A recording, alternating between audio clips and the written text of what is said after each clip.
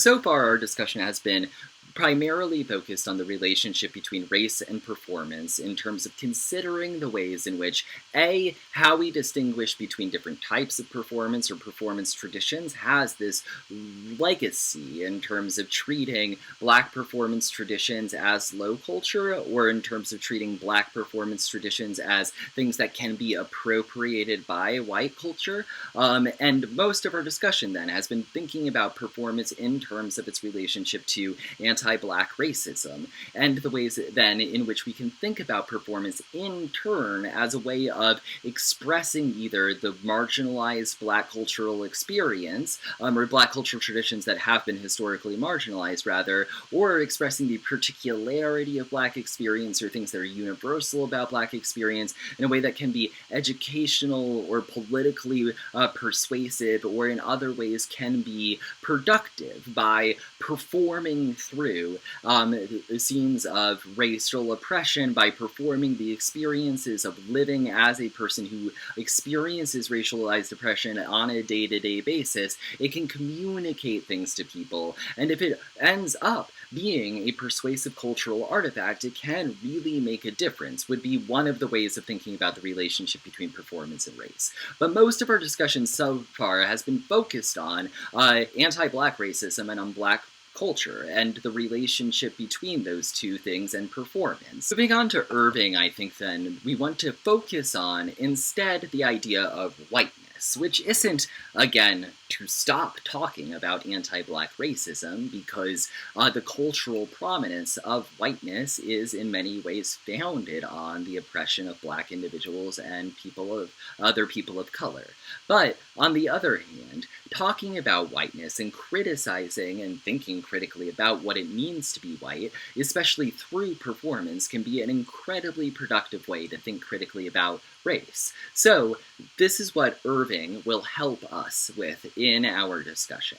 So she starts off, and most of this discussion is, again, narrated in the first person. She takes us through this educational experience that she herself went through the first time that she realized, or not the first time she realized she was white, but the first time she critically thought about her own whiteness. The first time she critically thought about her own whiteness. So the object of this piece then is to encourage people to do the same, to think critically about their own whiteness. So she talks here at the beginning then, she gives a survey of the way in which racial oppression develops in the United States in many ways. So we've already talked about, for instance, how in Europe and in the United States it is the slave trade in many ways that goes into creating the idea of the racial distinction between white and Black.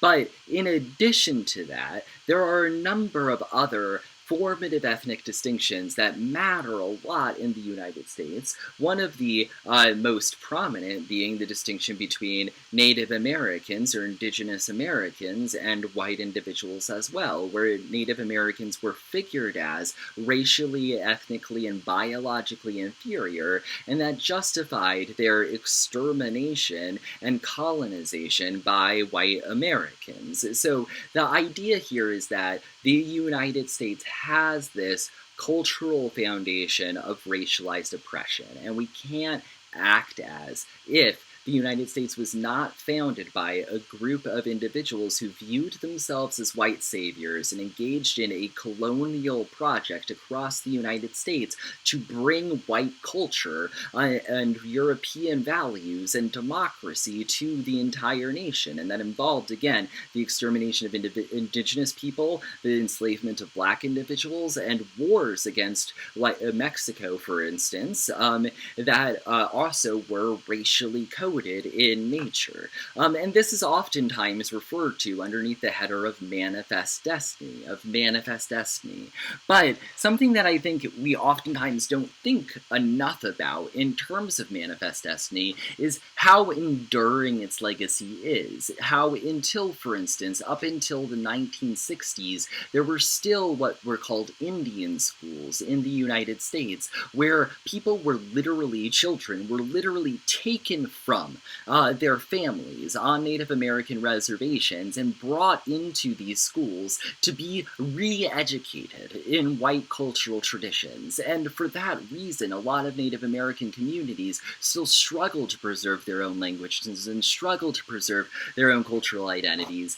And in many circumstances, these schools and these clearly abusive acts of abduction of children were talked about as a means of doing something good, as a means of re-educating the population to make them more safe and more successful, that they were doing it for the child's welfare, to ensure their healthy integration into society. So she's arguing here that many of the logics that sustain racial subordination come from this understanding that white culture is superior to other cultures, so oppression or colonization, bringing white culture to non-white cultures, is in fact oftentimes viewed by white people as a form of doing good in the world, as a form of doing something culturally good by spreading a superior ideology,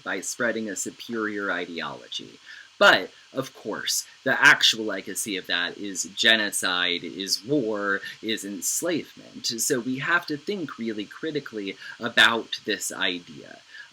She also wants to talk about here the way in which, if we look at the history of the United States, whiteness, as we understand it today, was not always whiteness. That whiteness is actually something that is fundamentally constructed and changes over time. It fundamentally changes over time. So there are two examples of this. The first one being the way in which Irish immigrants and Italians were, in fact, treated as racial and ethnic minorities in the United States and subjugated to a great deal of oppression in the early period of the nation's founding.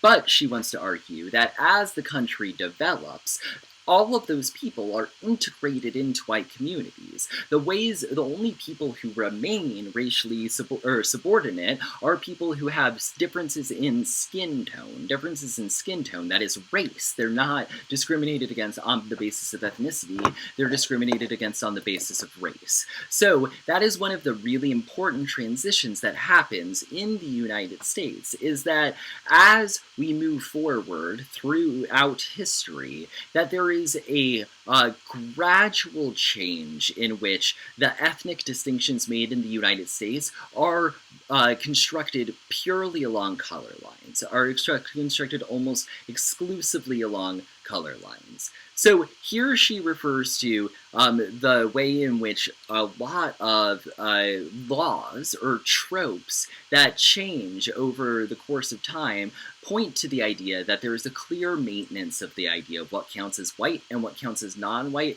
in relationship to what power, or who is in power at that time, in relationship to what is culturally and politically convenient at that time, and so has a definite relationship, not with any sort of scientific truth, but with power. So, for instance, she talks about the way in which, for a long time, people would engage in a practice called passing in the United States, which is, if you were a light-skinned person of color, you might pretend that you were white for your own safety. And that testifies to the way in which white culture is the dominant script, of which everything else is an exception. If you can follow these scripts of whiteness, you are treated as white. And that is in terms of passing as a white person. But there was, especially while slavery was still a thing, but then in the Jim Crow era, the 1% rule implemented that if you had even a little bit of non-white blood, you technically were black. So there was a scientific, in this way, shift to start to define who people of color were and who people were that were white.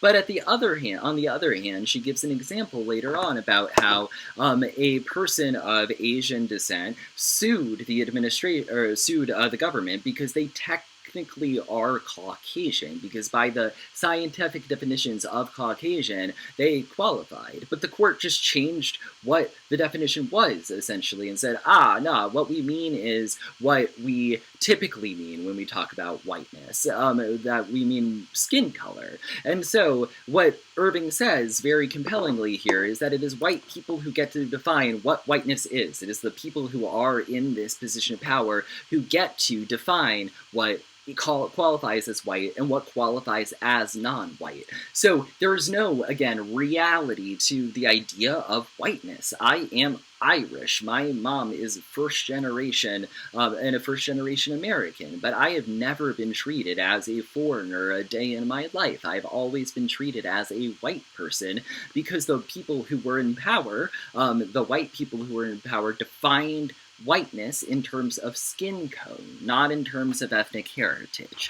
So the argument here that she concludes this section with then is that we should think about the metaphors that we often use to think about cultural difference in the United States. In other words, we should think about the way in which we have been taught since we were kids, really, to think about the United States as a melting pot or as a mosaic. And those are both metaphors for the way that culture works. A mosaic is the idea that you bring things that are still different into union. And so a mosaic is formed right after little broken pieces of, or I mean not broken, but little pieces of glass and tile, right, that you put together. And so there's still a difference, a clear difference between all of the parts, but they function as a unit.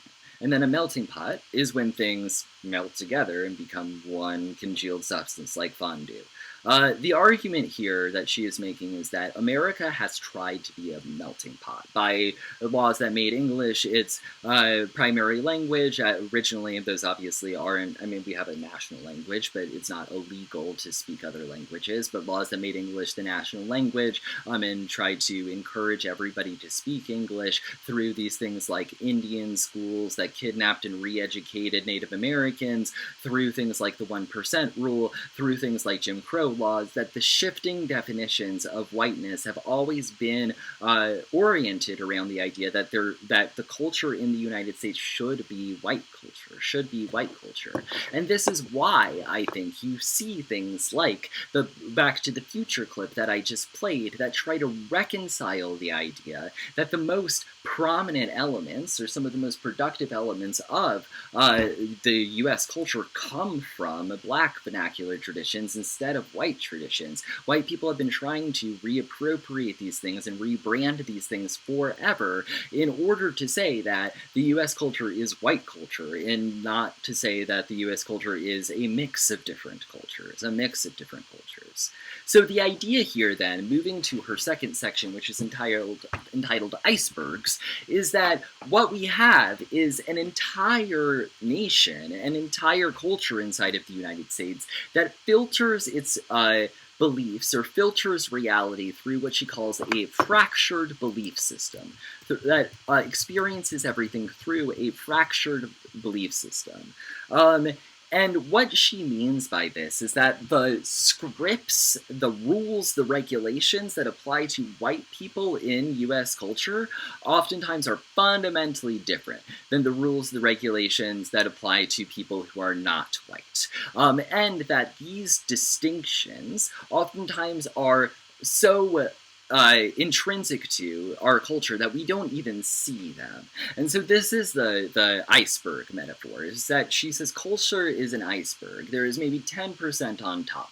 All of the things that are expressed in culture through our traditions, through our language, through what people say and what people do. And then there's everything below, the beliefs or the values that motivate actions and that make that behavior take place as it does, that make that take place as it does. And she talks about then how cultural scripts in the United States have worked to the disadvantage of people of color in a number of different ways. So the first example that she gives, which is really important, is the idea of deficiency as a symptom of culture or a symptomatic of the individual. What she's talking about here is the American dream.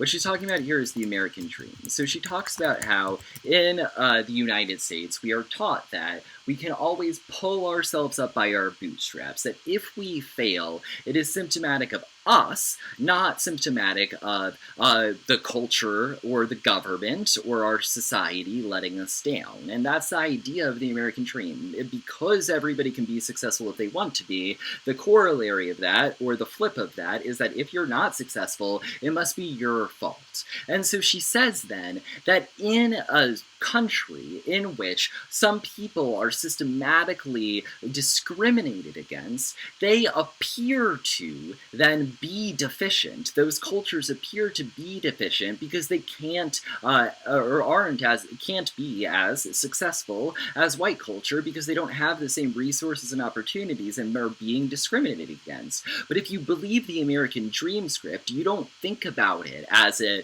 expression of structural or systemic racism. You think about it as being something that must be true about them. So she talks about, for instance, how Native Americans in her community, members of a Native American tribe in her community, used to come and collect recycling and garbage from her family, how her family would give them things, and she was taught in that way to think about that culture as necessarily being inferior because they couldn't take care of themselves. But really, if you think about everything that we've just talked about, those people are in such incredibly precarious positions, in positions of such extreme poverty, that of course they find it necessary to rely on the generosity or the, in some cases, the leftover garbage of other people because they are not given an alternative within society.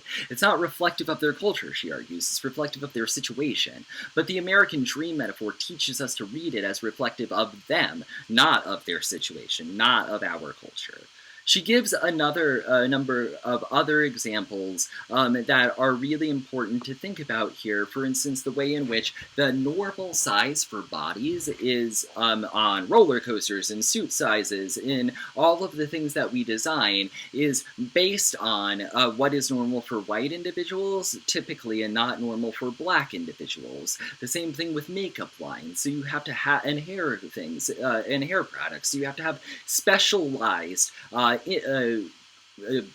you have to have specialized industries, or you have specialized industries now, that make beauty products and clothing for black individuals because the majority or the norm in the United States is said to be the white body or the white skin tone. So even things like Band-Aids not being sold in dark colors, which I think only changed pretty recently, creates this, or reflects this culture of exclusion, even if it only does so implicitly, even if it only does so implicitly.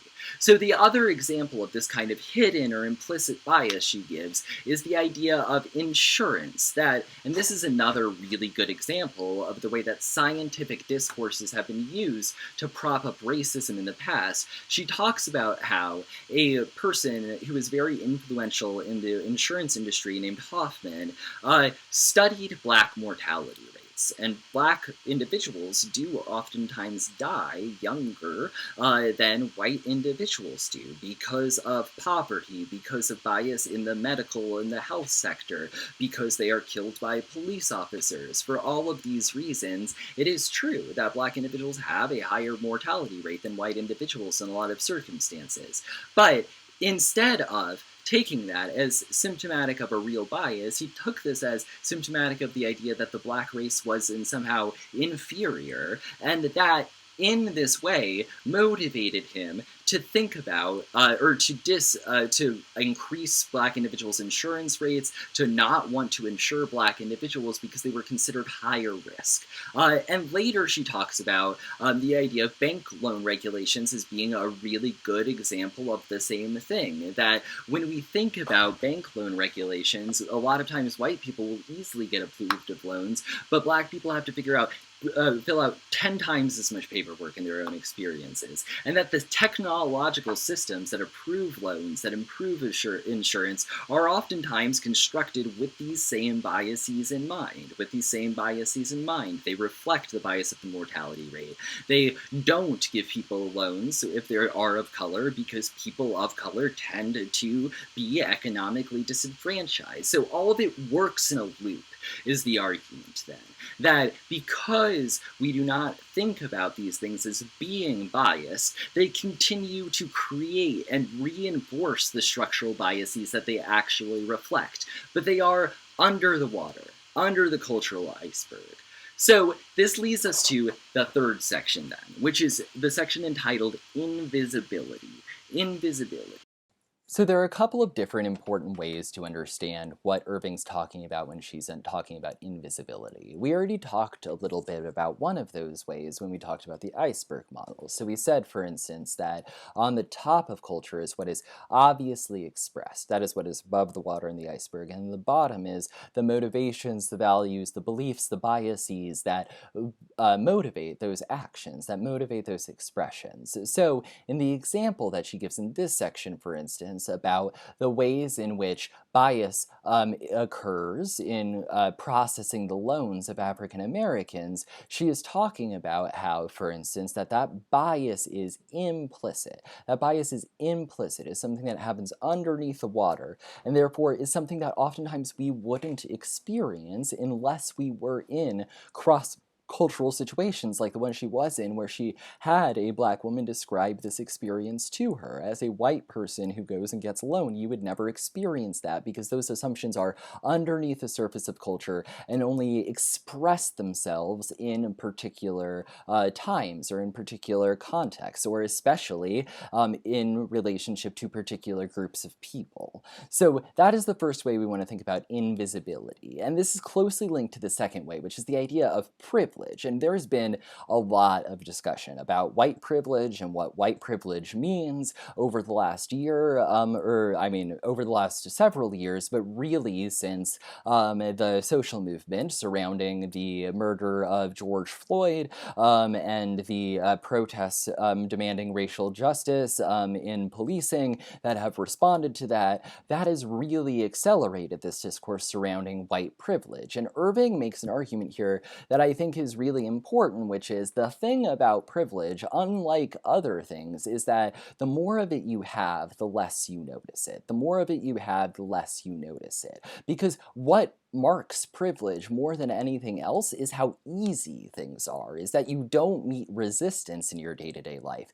It oftentimes isn't, as people I think sometimes talk about it, that the rewards for being white are evident when we experience them every day. We do experience the privilege of whiteness every day if we are white, but that isn't because we don't experience that privilege because we're like, people are handing me money for being white. We experience that privilege because we don't meet the resistance that other people meet in their lives in trying to make money and trying to make a political difference and trying to be recognized as people, that white people don't suffer the same or have to face the same barriers. So privilege then is something that is often invisible and has to be really, really critically interrogated. We have to think about the way in which the things we do and the things we say may express or be expressions of privilege, and what is required for that is both being really engaged with our own self and the political circumstances that we find ourselves in, but also through cross-cultural conversations that reveal to us the biases that otherwise we wouldn't have maybe seen. So you can think, for instance, about how the way in which during the George Floyd protests, the documentation of both George Floyd's excruciating murder at the hands of police and the documentation of police brutality against protesters that happened after that was really persuasive for a lot of people because it illustrated to them that they were privileged not to be targeted by or subject to police violence, that the if they had a different skin color or were in the wrong place, that they could easily be subject to that kind of violence. So it reveals the privilege that is operative in individuals' lives when they go about every day and they don't worry about getting roughed up by police. That is a privilege of whiteness that is not something that most people actively experience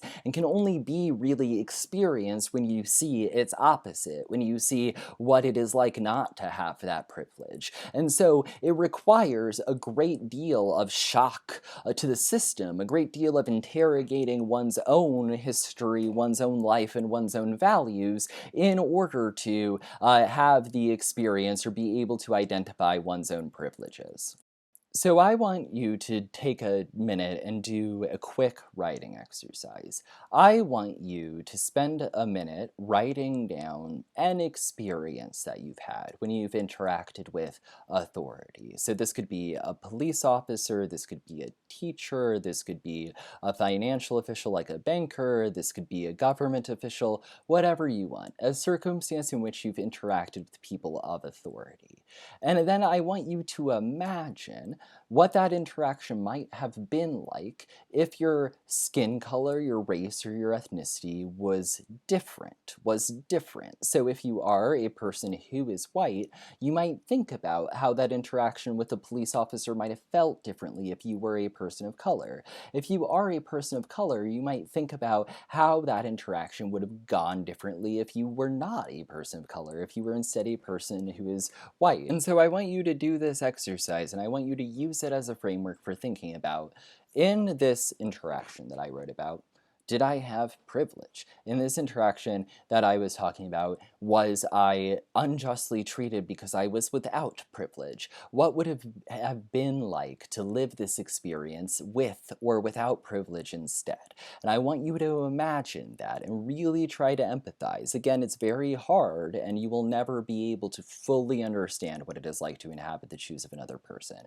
But take a minute and make a mental and empathetic effort to try. And what's so important about this activity you just did in the section about invisibility, is that one of the primary arguments that critical scholars of race make about whiteness is that it is oftentimes invisible, that it is unmarked, that people who are white aren't usually forced to think about themselves as white, and people who and that white culture isn't a thing that even really exists, that it's not something that's marked in the United States. It's considered to be the default culture, and if you belong to a different culture, that is when you mark it. So we say African American, we very rarely say white American. If we say American, it is an assumption that that person is white unless we modify it typically. So invisibility then describes not only the problems that keep us from recognizing our biases or the problems that keep us from recognizing our privileges, but it is also the idea that in being white, you are the center of society. You are its invisible center, and everything else is a deviation from you as the norm. And in white supremacist or in cultures that are based on the dominance of white culture, that is oftentimes how things proceed, with whiteness as the middle and everything else is just different from whiteness. So white culture is invisible, and white power is invisible, and white privilege is invisible in a lot of circumstances because it isn't marked. It is treated as natural. So being critical about whiteness and interrogating whiteness is about denaturalizing that. It's about looking at the ways in which we do have privilege, or in which white people do have privilege, in which that privilege inflects their lives, the way it structures their interactions with others, the way it structures their interactions with particular parts of culture, the way it conditions their relationship to education, to work. All of these things are things where we need to interrogate the role that whiteness plays, but oftentimes don't because we treat it as invisible. And this brings us to the last section that we're going to be discussing today, which is ZAP, which is a way of talking about intercultural or cross-cultural interactions as a means of cultivating racial awareness, or cultivating awareness of this biases that we have. So Irving talks about the way in which we have, as people, a tendency tendency to retreat away from social discomfort toward familiarity. So, if discussing race and racism is uncomfortable for us, if intercultural interactions are uncomfortable for us, and that may be because we have implicit racialized bias, or that may be because we are afraid that we do, and so are nervous about accidentally appearing racist or accidentally making comments that make people uncomfortable, or expressing our privilege because we're worried about that type of discomfort, she argues. A lot of times white people retreat from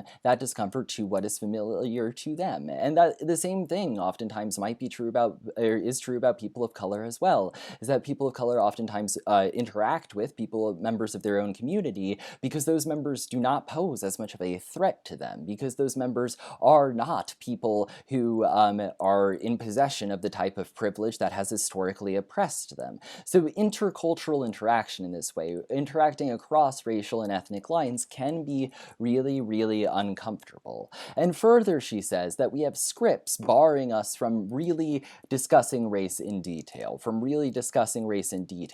So the stigmatization of talking about race or racism is something that I think is waning a little bit more now. There's a much larger push for us to talk about race and racism, but we still don't have a very good vocabulary or way of doing it. White people are not very good at talking about race, myself included, in a lot of circumstances. We stumble over the terms, we stumble over the vocabulary, we try our best, but sometimes end up saying things that are insensitive or overlook the particularity of Black experience, or make generalizations or essentialize Black individuals. These are things that happen all the time in the way that white people interact with Black individuals, and those things oftentimes register as what we might call a microaggression or something oppressive to people of color. But at the same time, without trying, without the attempt to have these conversations, without the attempt to move through these cultural lines, it is not possible for us to ever really make progress in terms of either the recognition of privilege or in terms of creating better intercultural dynamics. So, and we've also seen, I think, a lot of this floating around the internet recently in terms of how to be a good ally during these protests for racial justice. And a lot of people are afraid of saying something wrong. And there's also a large discussion about how it is not the burden of people of color to educate white people about racism, how white people should do their own research and try to educate themselves on those things. And both of those things, I think, are fair. We do worry about saying things that are wrong. We don't want to offend others or say something that is racist.